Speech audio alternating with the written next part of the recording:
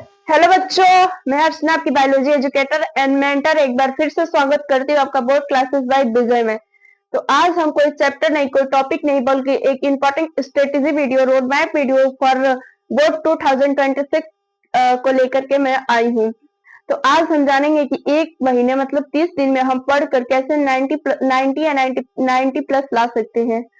तो सबसे पहले अगर हम बात करें कि अगर आपका सिलेबस बिल्कुल भी कंप्लीट नहीं है या आप अभी तक एक चैप्टर भी नहीं पढ़े हैं, तो सबसे पहले तो आपको एनसीईआरटी के इम्पोर्टेंट टॉपिक को पढ़ना चाहिए, क्योंकि एक चैप्टर में एक बहुत बड़े चैप्टर में से पूरे चैप्टर में से क्वेश्चन बिल्कुल नहीं आता है। तो एक इम्पोर्टेंट टॉपिक से ही क्वेश्चन आते हैं, इम्पोर्टेंट टॉपिक से ही क्वेश्चन आते हैं। जैसे कि अगर एग्जाम्पल की बात करें कि जैसे कि बायोलॉजी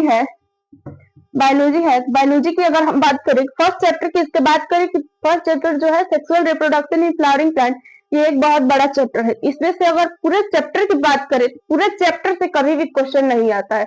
उसके कुछ इंपॉर्टेंट टॉपिक है, उसी इंपॉर्टेंट टॉपिक से ही क्वेश्चन हर साल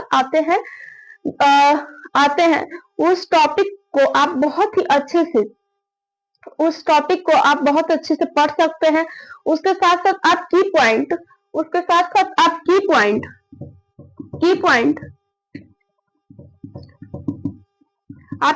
को भी ऐड कर सकते हैं। की पॉइंट से आपका हेल्प ये होगा कि आप जब लिखने जाएंगे या प्रीवियस ईयर क्वेश्चन सॉल्व करेंगे या सैंपल पेपर या अपना बोर्ड का खुद का कॉपी लिखेंगे या प्री बोर्ड में लिखेंगे, तो आपको उससे हेल्प बहुत मिलेगी। क्योंकि एक सब्जेक्ट आपके पास नहीं है पढ़ने के लिए, सब्जेक्ट आपके पास 5 6 सब्जेक्ट है, जिसके अगर आप की पॉइंट से लर्न करेंगे तो आपको बहुत हेल्प मिलेगी।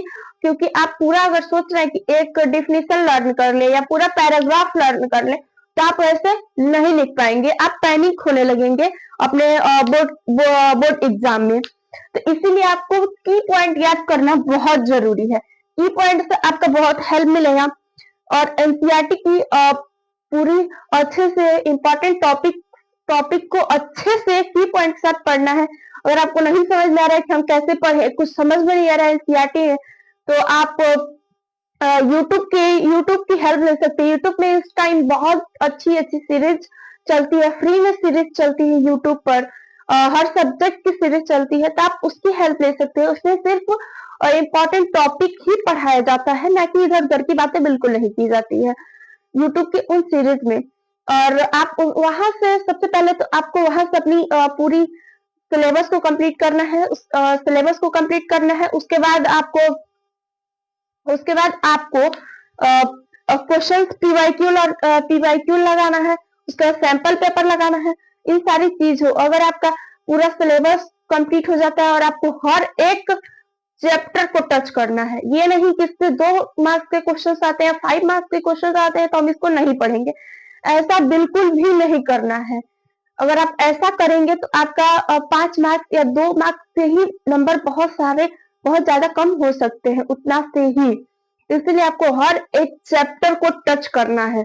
थोड़ा बहुत अगर उससे कम क्वेश्चन आ रहा है, लेकिन टॉपिक आपको मालूम है कि इस टॉपिक से क्वेश्चन आएगा, तो उस टॉपिक को अच्छे से पढ़ के जाना है। ये आपको जरूर करना है। पीवाईक्यू आपको जरूर सॉल्व करना है।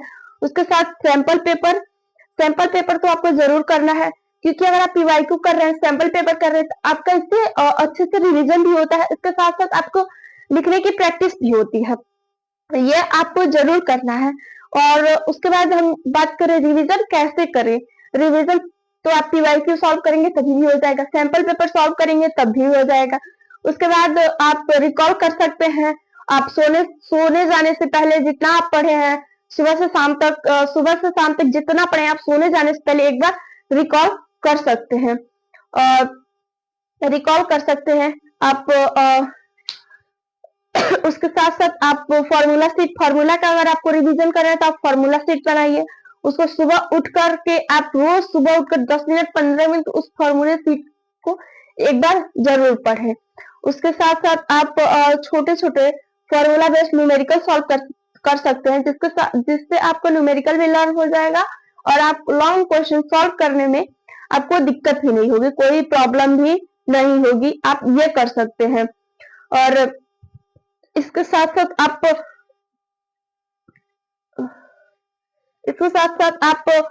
किसी को अगर आपको समझ में नहीं आ रहा, रिकॉल नहीं कर पा रहे हैं, तो आप सबसे अच्छा टेक्निक है कि आप किसी को एक्सप्लेन कर सकते हैं, किसी को भी एक्सप्लेन कर सकते हैं। अगर आपके पास कोई नहीं है, आपका कोई ब्रदर सिस्टर कोई भी नहीं है, तो आप दीवार के सामने खड़े होकर अच्छे से उसको एक्सप्लेन करेंगे, तो ना कोई आपको जज करेगा, ना ही कुछ बोलेगा। यह सबसे अच्छी टेक्निक है रिवीजन करने का। ऐसे आप रिवीजन कर सकते हैं। जैसे आपको, अगर आप अभी से रिवीजन स्टार्ट करेंगे इन सारे चीजों के साथ, पीवाईक्यू सैंपल पेपर के साथ साथ अगर आप रोज रिवीजन भी करेंगे, तो आपका बोर्ड एग्जाम के एक दिन पहले आपको रिवीजन करने में बिल्कुल भी दिक्कत नहीं आएगी। अगर आप अभी से स्ट्रेटेजी को फॉलो करेंगे, रिवीजन की स्ट्रेटेजी को फॉलो करेंगे, तो आप अगर बोर्ड एग्जाम के एक दिन पहले रिवाइज करने बैठ रहे हैं, आपके चैप्टर्स को रिवाइज करने में बिल्कुल टाइम नहीं लगेगा, चाहे वो कितना भी बड़ा चैप्टर हो। ये हो गया। थर्ड पॉइंट की अगर हम बात करें, नेक्स्ट पॉइंट की अगर हम बात करें, तो ये आप पढ़ने की स्लॉट बना सकते हैं। First slot, second slot, third slot, ऐसे स्लॉट बना सकते हैं कि सुबह हमें 3 घंटा, फर्स्ट स्लॉट में हमें मॉर्निंग में 3 घंटा पढ़ना है, उसमें आप फिजिक्स या मैथ्स पढ़ सकते हैं। सेकंड स्लॉट में आप 1.5-3 घंटे का अपने टाइम के अनुसार आप बना सकते हैं कि आपको हिंदी, इंग्लिश, आपको उस समय जो सब्जेक्ट पढ़ना है वो आप पढ़ सकते हैं। शाम को आप 2-3 घंटे का स्लॉट बना लीजिए। ऐसे आप स्लॉट बना के पढ़ेंगे, आपको ज्यादा हैवी भी नहीं लगेगा और आप बोर भी नहीं होंगे और अच्छे से पढ़ाई कर लेंगे। तो ये हो गया। ये स्ट्रेटेजी, जितने स्ट्रेटेजी 2-3-4 जितने इन स्ट्रेटेजी में आपने जितना पढ़ा है, उसके बाद आप रात को सोने जाने से पहले आप जितना पढ़ा है दिन में, उसको एक बार सोने जाने से पहले रिवाइज जरूर करें। जिससे आपका जो लर्न किया है आपने जिन जिन टॉपिक को, उसका जो टॉपिक है वो आपके लॉन्ग टर्म मेमोरी में चला जाएगा, जो कि बहुत ही अच्छा रहेगा आपके एग्जाम के लिए। और अगर थर्ड पॉइंट, नेक्स्ट पॉइंट की अगर हम बात करें, तो ये है कि हमें क्या क्या मिस्टेक नहीं करनी है अपने इन एग्जाम्स के ड्यूरिंग, प्रिपरेशन के ड्यूरिंग। तो सबसे पहले अगर हम बात करें कि आपको दिन रात स्ट्रेटेजी वीडियोस नहीं देखना है। बहुत देख लिया आपने स्ट्रेटेजी वीडियो, अब बिल्कुल भी कि हम कैसे पढ़े, क्या करें, ये सब बिल्कुल नहीं करना है आपको। 1-2 स्ट्रेटेजी वीडियो देखिए, फिर अपना स्ट्रेटेजी, अपना रोड मैप खुद बनाइए क्योंकि आपके बारे में हम कोई नहीं जानता है कि आपकी लाइफ में क्या चल रहा है, कितना आपको टाइम मिलता है, कब मिलता है, ये कोई नहीं जानता है। आप अपने हिसाब से अपना स्ट्रेटेजी वीडियो बनाइए, क्योंकि आपसे अच्छा कोई नहीं आपको समझ सकता है। अपना टाइम टेबल, अपना स्ट्रेटेजी खुद बनाइए। ये हो गया।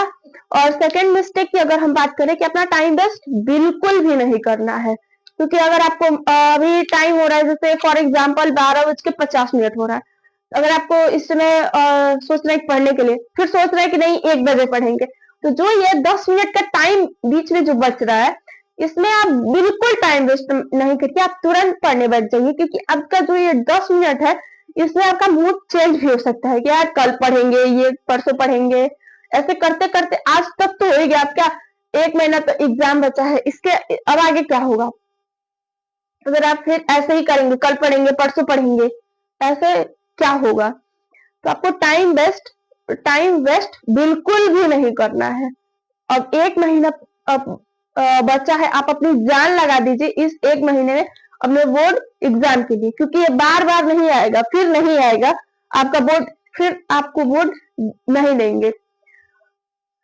और इसमें आप 1 महीने में अपनी जान लगा दीजिए और अच्छे से पढ़ाई करिए, और अच्छे से पढ़ाई करिए, अपने माँ बाप का नाम रोशन करिए।